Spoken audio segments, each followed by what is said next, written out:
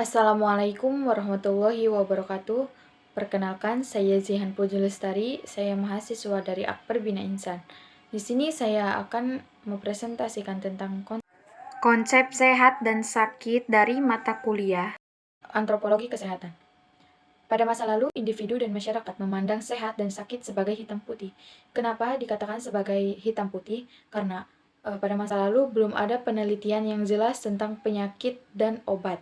Jadi dikatakan sebagai hitam putih karena belum jelas apa obatnya dan belum jelas apa penyakitnya. Kesehatan kondisi kebalikan dari penyakit atau kondisi yang terbebas dari penyakit, mengabaikan adanya rentang sehat dan sakit. Pendekatan yang digunakan pada abad ke-21, sehat dipandang dengan perspektif yang lebih luas. Perspektif secara umum berarti gambaran yang digunakan untuk mengkomunikasikan objek berupa benda, ruang, lingkungan yang terlihat oleh mata manusia ke dalam bidang datar. Luasnya aspek itu meliputi rasa memiliki kekuasaan, hubungan kasih sayang, semangat hidup, jaringan dukungan sosial yang kuat, rasa berarti dalam hidup, atau tingkat kemandirian tertentu. Menurut Haber 1994.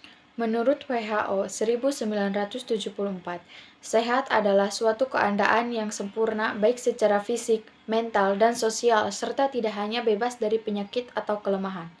Menurut Undang-Undang Nomor 23 1992 tentang Kesehatan, menyatakan bahwa kesehatan keadaan sejahtera dari badan, jiwa, dan sosial yang memungkinkan hidup secara produktif, sosial, dan ekonomi.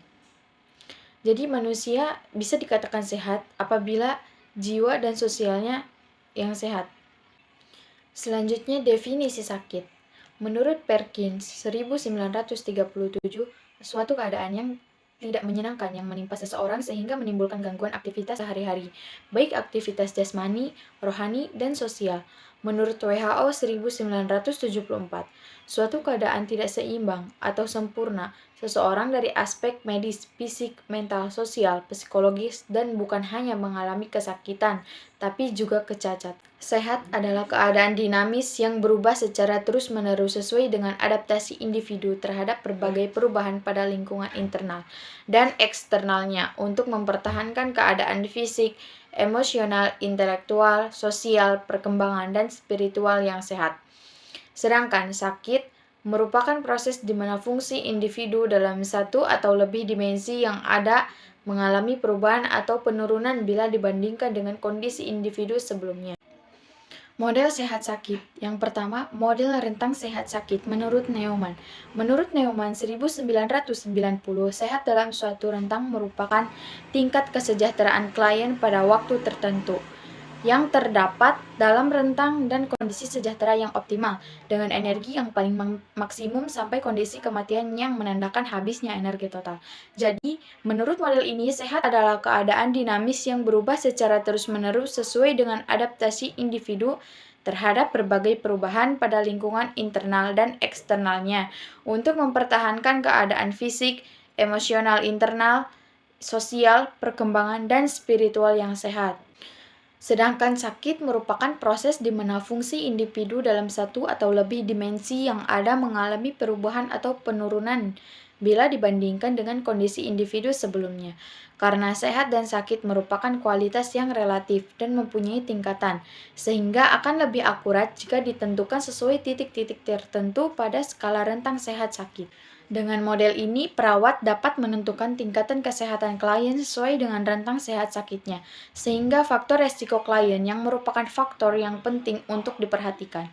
Dalam mengidentifikasi tingkat kesehatan klien, faktor-faktor resiko itu meliputi variabel genetik dan psikologis. Model kesejahteraan tingkat tinggi atau DUN, model yang dikembangkan oleh DUN 1977 ini berorientasi pada cara memaksimalkan potensi sehat pada individu melalui perubahan perilaku.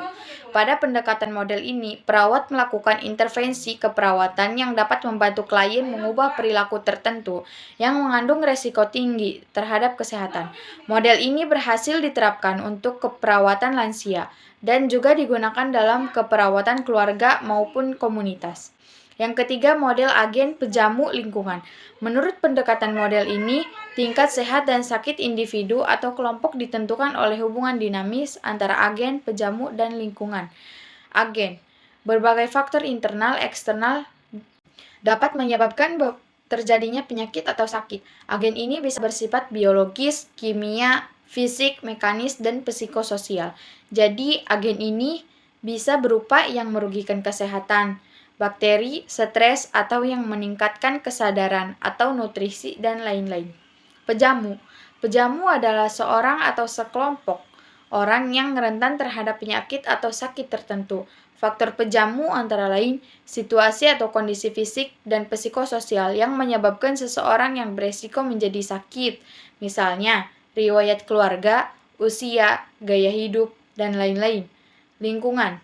Lingkungan adalah seluruh faktor yang ada di luar pejamu. Lingkungan fisik, tingkat ekonomi, iklim, kondisi, tempat tinggal, penerapan, kebisingan.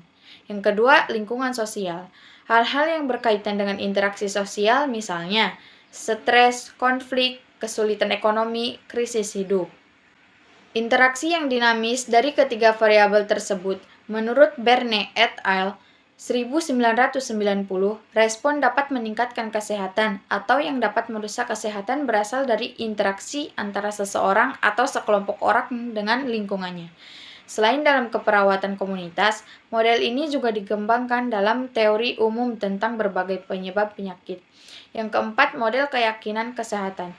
Menurut Rosenstock 1947 dan Becker dan Maiman 1975 menyatakan hubungan antara keyakinan seseorang dengan perilaku yang ditampilkan. Model ini memberikan cara bagaimana klien akan berperilaku sehubungan dengan kesehatan mereka dan bagaimana mereka mematuhi terapi kesehatan yang diberikan. Terdapat 3 komponen dari model keyakinan kesehatan, antara lain yang pertama, persepsi individu tentang kerentanan dirinya terhadap suatu penyakit. Misalnya, seseorang klien perlu mengenal adanya penyakit koroner melalui riwayat keluarganya, apalagi kemudian ada keluarganya yang meninggal. Maka klien mungkin merasakan resiko mengalami penyakit jantung.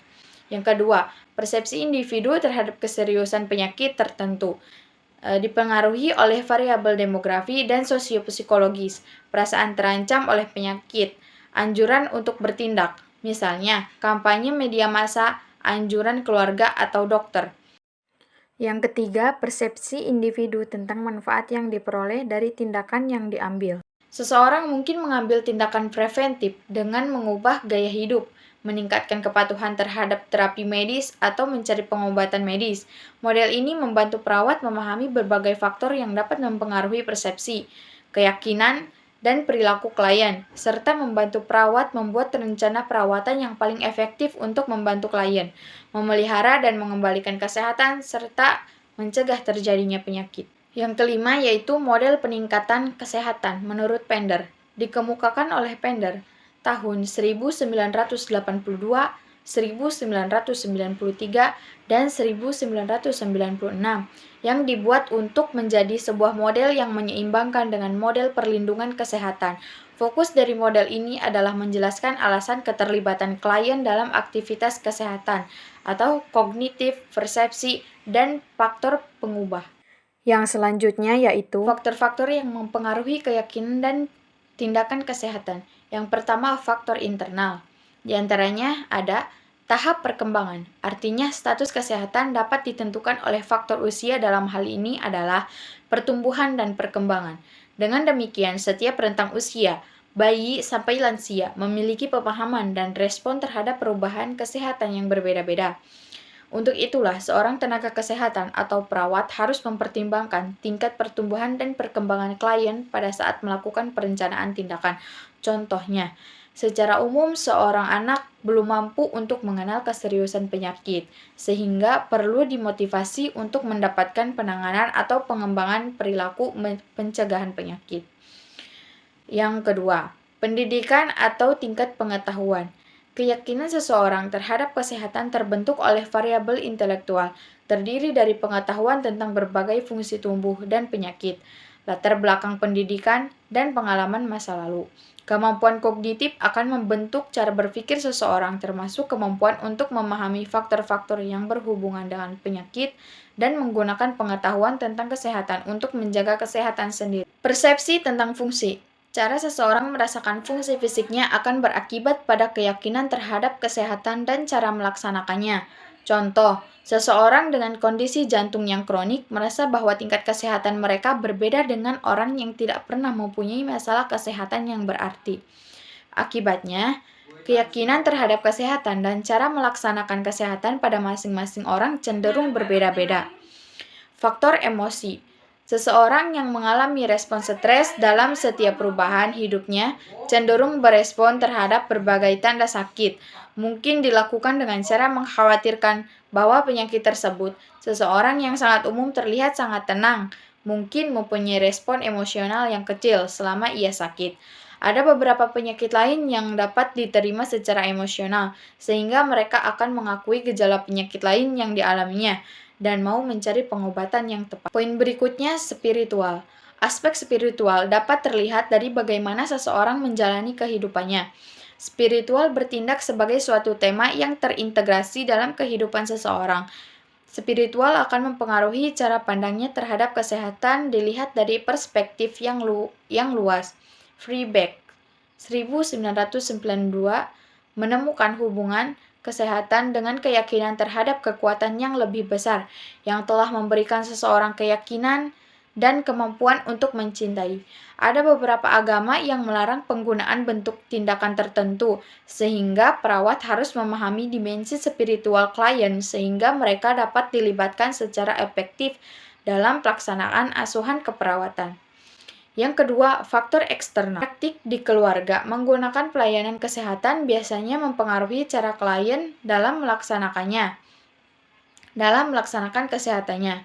Misalnya, jika seorang anak bersikap bahwa setiap virus dan penyakit dapat berpotensi menjadi penyakit berat dan mereka segera mencari pengobatan, biasanya anak tersebut akan melakukan hal yang sama ketika mereka dewasa. Contoh lain, klien juga kemungkinan besar akan melakukan tindakan pencegahan jika keluarganya melakukan hal yang sama. Misal, anak yang selalu diajak orang tuanya untuk melakukan pemeriksaan kesehatan rutin, maka ketika punya anak, dia akan melakukan hal yang sama. Faktor sosioekonomi. Faktor sosial dan psikososial dapat meningkatkan resiko terjadinya penyakit dan mempengaruhi cara seseorang mendefinisikan dan bereaksi terhadap penyakitnya. Variabel psikososial mencakup stabilitas perkawinan, gaya hidup, dan lingkungan kerja. Seseorang biasanya akan mencari dukungan dan persetujuan dari kelompok sosialnya. Hal ini akan mempengaruhi keyakinan dan kesehatan dengan cara pelaksanaannya. Yang selanjutnya yaitu latar belakang budaya. Mempengaruhi keyakinan, nilai, dan kebiasaan individu, termasuk sistem pelayanan kesehatan dan cara pelaksanaan kesehatan pribadi. Untuk perawat, belum menyadari pola budaya yang berhubungan dengan perilaku dan bahasa yang digunakan. Sakit dan perilaku sakit.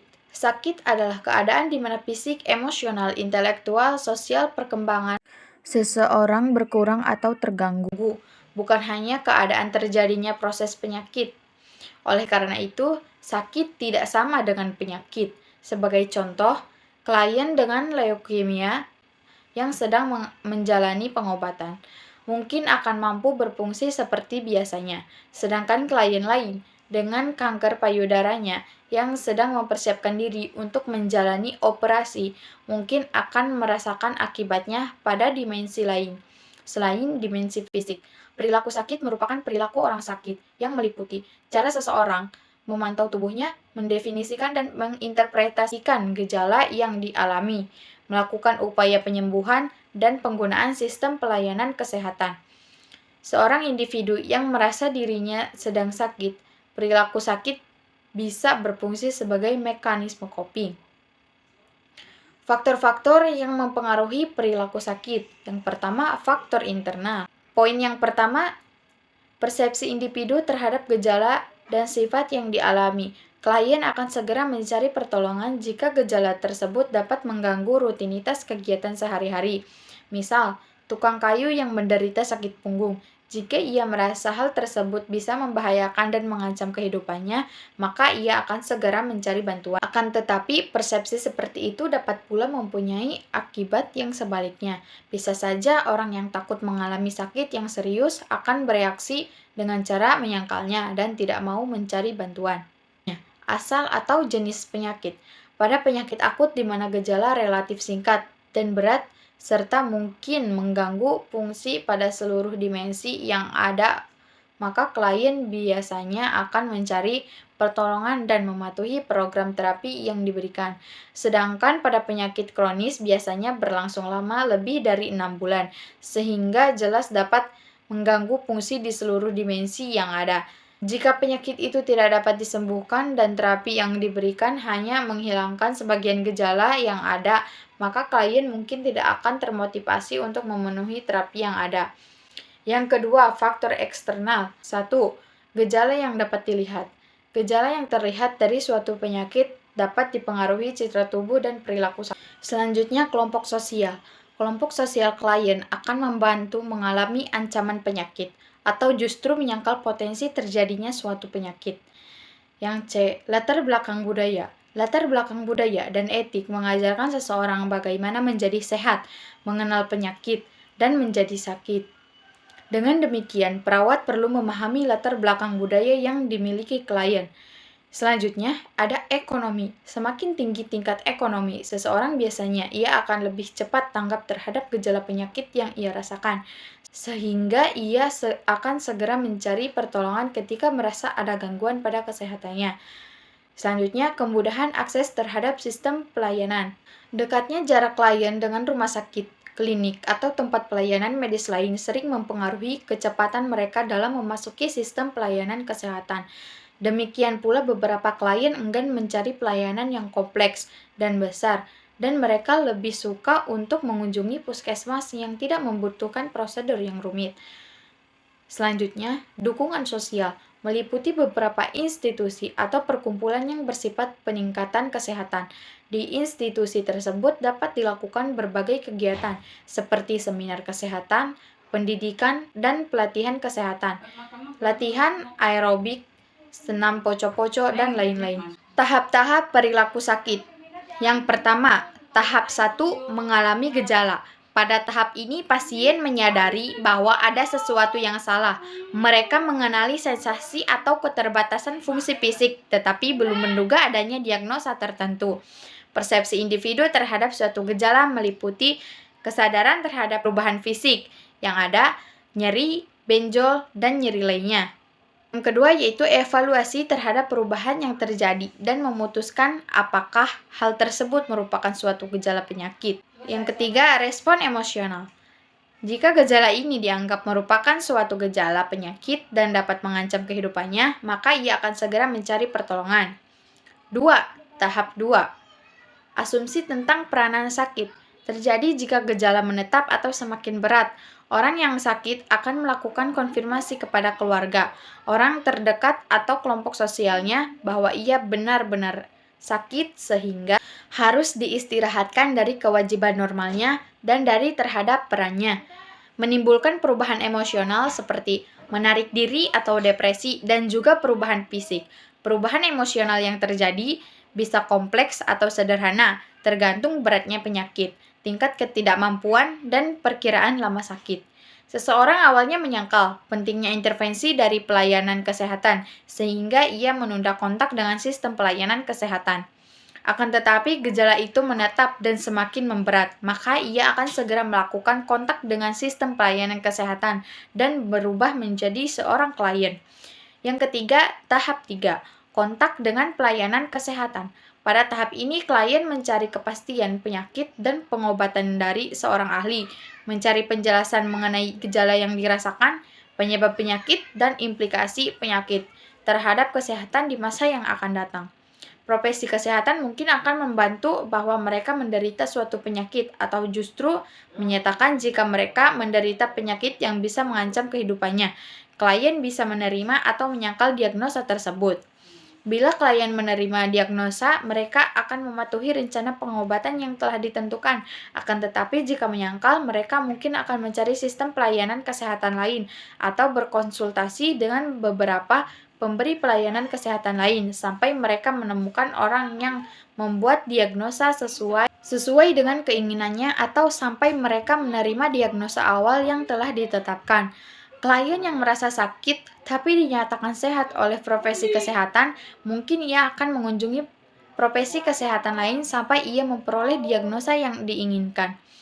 Klien yang sejak awal didiagnosa penyakit tertentu, terutama yang mengancam kelangsungan hidup, ia akan mencari profesi kesehatan lain untuk meyakinkan bahwa kesehatan atau kehidupan mereka tidak terancam. Yang keempat, tahap 4, peran klien dependent. Pada tahap ini, klien menerima keadaan sakitnya, sehingga klien bergantung pada pemberi pelayanan kesehatan untuk menghilangkan gejala yang ada. Klien menerima perawatan, simpati, atau perlindungan dari berbagai tuntunan dan stresnya hidup. Secara sosial, klien diperbolehkan untuk bebas dari kewajiban dan tugas normalnya. Semakin parah sakitnya, semakin bebas. Pada tahap ini, klien juga harus menyesuaikannya dengan perubahan jadwal sehari-hari. Perubahan ini jelas akan mempengaruhi peran klien di tempat ia bekerja, rumah, atau masyarakat. 5. Tahap 5. Pemulihan dan rehabilitasi merupakan tahap akhir dari perilaku sakit dan dapat terjadi secara tiba-tiba, misalnya penurunan demam. Penyembuhan yang tidak cepat menyebabkan seorang klien butuh perawatan lebih lama sebelum kembali ke fungsi optimalnya, misalnya pada penyakit kronis. Tidak semua klien melewati tahapan yang sama, dan tidak setiap klien melewatinya dengan kecepatan atau dengan sikap yang sama. Pemahaman terhadap tahapan perilaku sakit akan membantu perawat dalam mengidentifikasi perubahan-perubahan perilaku sakit klien, dan bersama-sama klien membuat rencana perawatan yang efektif. Yang terakhir yaitu dampak sakit terhadap perilaku dan emosi klien. Setiap orang memiliki reaksi yang berbeda-beda tergantung pada penyakitnya. Reaksi orang lain terhadap penyakit yang dideritanya. Penyakit dengan jangka waktu yang singkat dan tidak mengancam kehidupannya akan menimbulkan sedikit perubahan perilaku dalam fungsi klien dan keluarga. Sedangkan penyakit berat, apalagi jika mengancam kehidupannya, dapat menimbulkan perubahan emosi dan perilaku yang lebih luas seperti ansietas, syok, penolakan, marah, dan menarik diri. Perawat berperan dan mengembangkan coping klien dan keluarga terhadap stres karena stresor sendiri tidak bisa dihilangkan. Yang kedua, terhadap peran keluarga. Setiap orang memiliki peran dalam kehidupannya, seperti mencari nafkah, mengambil keputusan, seorang profesional, atau sebagai orang tua. Saat mengalami penyakit, peran klien tersebut dapat mengalami perubahan-perubahan tersebut. Mungkin tidak terlihat dan berlangsung singkat, atau terlihat secara drastis dan berlangsung lama. Individu atau keluarga lebih mudah beradaptasi dengan perubahan yang berlangsung singkat dan tidak terlihat. Perubahan jangka pendek. Klien tidak mengalami tahap penyesuaian yang berkepanjangan, akan tetapi pada perubahan jangka panjang, klien memerlukan proses penyesuaian yang sama dengan tahap berduka. Peran perawat adalah melibatkan keluarga dan pembuatan rencana keperawatan.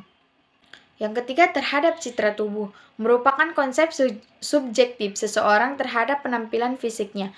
Beberapa penyakit dapat menimbulkan perubahan dalam penampilan fisiknya, dan klien atau keluarga akan bereaksi dengan cara yang berbeda-beda terhadap perubahan tersebut. Reaksi klien atau keluarga terhadap perubahan gambaran tubuh itu tergantung pada jenis perubahan, misalnya kehilangan tangan, alat indera tertentu, atau organ tertentu. Kapasitas adaptasi, kecepatan perubahan, dan dukungan yang tersedia. 4. Terhadap konsep diri adalah citra mental seseorang terhadap dirinya sendiri, mencakup bagaimana mereka melihat kekuatan dan kelemahannya pada seluruh aspek kepribadiannya.